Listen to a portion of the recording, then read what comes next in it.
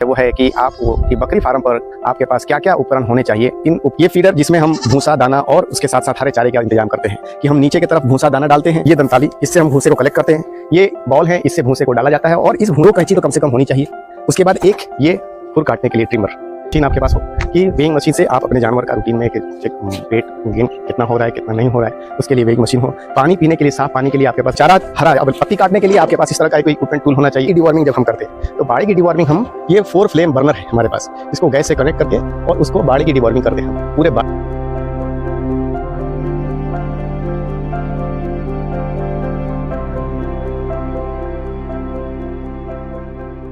दोस्तों, एक बकरी पालक के पास भूमि और पूंजी के बाद साहस और धैर्य है तो उसको सफल होने से कोई नहीं रोक सकता है।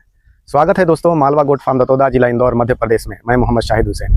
दोस्तों, मेरा अगला जो टॉपिक है वो है कि कि बकरी फार्म पर आपके पास क्या क्या उपकरण होने चाहिए, इन उपकरणों के ऊपर है।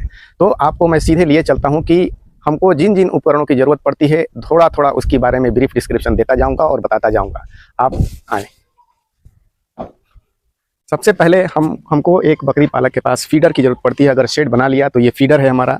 ये फीडर जिसमें हम भूसा दाना और उसके साथ साथ हरे चारे का इंतजाम करते हैं कि हम नीचे की तरफ भूसा दाना डालते हैं और ऊपर की तरफ ये हरा चारा होता है। इस फीडर में एक और व्यवस्था हमने कर रखी है कि आप देखेंगे कि एक बकरी, जिसके बकरी के गर्दन में ये किस तरह से रस्सी बांधते हैं और रस्सी में ये एक कुंडी लगी रहती है गर्दन में उसके। अब वो जैसे बकरियां बहुत सारी हैं एक साथ फीडर में आती हैं तो दाना जब डालते हैं तो बड़ी बकरी खाती नहीं है और खाती अकेले ही खाती है, खाने नहीं देती है। तो उसके लिए हम व्यवस्था ये करते हैं कि उसके हर कोने पे हमने अलग से एक रस्सी का इंतजाम किया है। ये रस्सी और उसके अंदर एक ये हुक लगा हुआ है। जैसे बकरी गर्दन में लगा हुआ आती है उसको हम यहाँ पर बांध देते हैं। अब वो क्या है कि उसका स्पेस फिक्स हो गया खाने का। अब वो अपने उसी स्पेस में खाएगी, दूसरी बकरियों को आसानी से खाती, आराम से खाती दूसरी बकरियां भी। तो हम ये अपने फीडर में इस तरह से कुछ हुक्स लगा रखे हैं कि जो बकरियां मारती हैं या परेशान करती हैं, दूसरों को खाने नहीं देती, तो उनके लिए ये इस तरह का इंतजाम हमने किया है। उसके बाद आप देखें कि इसके अंदर भूसा और लाने के लिए तो हम आपको बताते हैं कि ये भूसे के लिए हमको हमारे पास आप देखें कि भूसे को डालने के लिए ये दंताली, इससे हम भूसे को कलेक्ट करते हैं। ये बॉल है, इससे भूसे को डाला जाता है और इस भूसे के साथ आप देख सकते हैं कि ये चने की चूरी और ये गेहूं का चापड़ है, ये व्हीट ब्रान। इसको हम इस ड्रम के अंदर मिलाते हैं और ड्रम में मिला के दोनों को, और उस बॉल से एक फिक्स बॉल है जिससे क्वांटिटी फिक्स होती है कि एक फीडर में एक बॉल के अंदर कितना इस छोटे बॉल से डालना है। तो ये एक मेजरमेंट का पैमाना है। तो ये भूसा और उसके बाद चापड़ चूरी डालने की व्यवस्था आपके पास हो। तीसरा कि आपके पास स्वच्छ पीने के पानी का इंतजाम हो। तो उसके लिए आप देखें कि बाल्टियां हैं। मैंने 3 तरह के इंतजाम किए, सीमेंट की टंकी का भी इंतजाम किया, लेकिन सबसे कंफर्टेबल और सबसे बढ़िया इंतजाम यही रहा कि आसानी से इसको क्या है कि धोने में और सर्विस करने में आसानी होती है इन बाल्टियों से। इसको हर हफ्ते में एक बार पोटेशियम परमैंगनेट के पानी से इसको धोया जाता है और इसको डिसइंफेक्ट किया जाता है।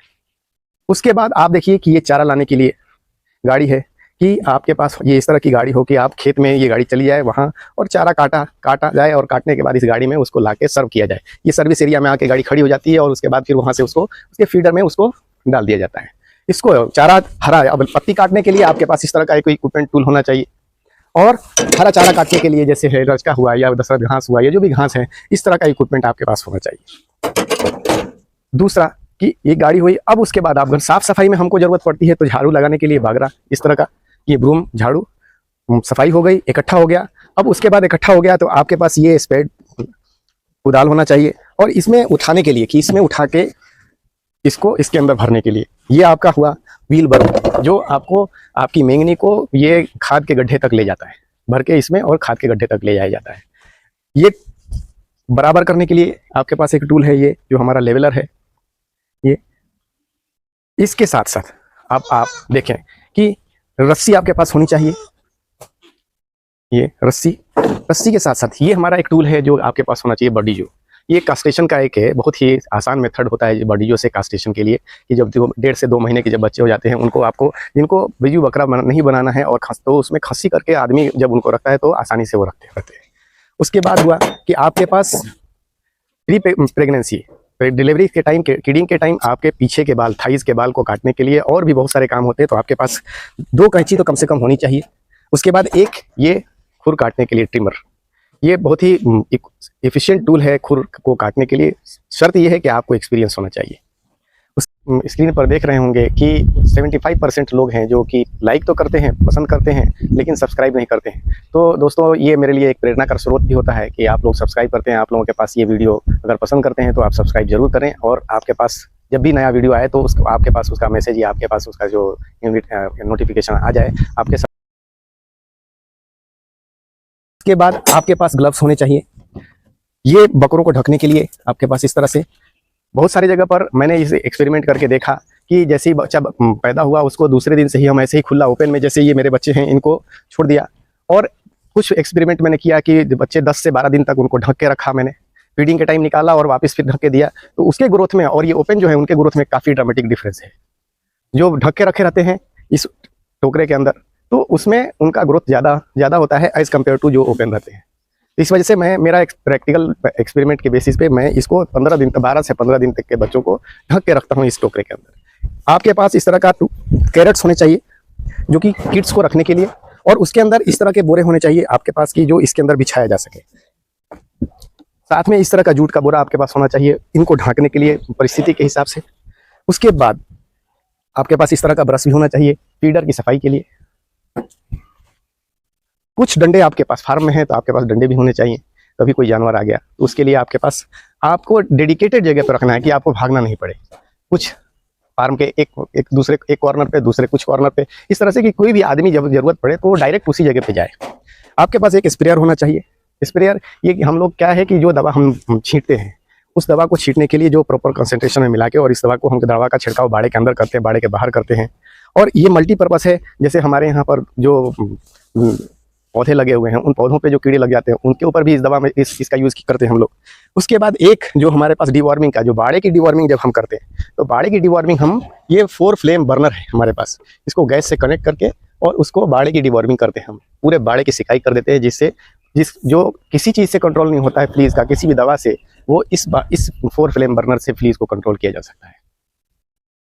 उसके बाद एक वेइंग मशीन आपके पास हो कि वेइंग मशीन से आप अपने जानवर का रूटीन में वेट गेन कितना हो रहा है कितना नहीं हो रहा है, उसके लिए वेइंग मशीन हो। पानी पीने के लिए, साफ़ पानी के लिए आपके पास बाल्टी है, और बाल्टी में पानी, और आपने बोरिंग से या उससे ट्यूबवेल से पानी इसमें ड्रम में भरते हैं और ड्रम में भर के फिर उसमें सर्व किया जाता है। उसके लिए ढकने के लिए आपके पास ये इस तरह का होना चाहिए, साफ़ और शुद्ध पानी। तो इस तरह के यूटेंसिल्स को आपको, ये जो बेसिक आइटम्स हैं आपके पास ये होने चाहिए।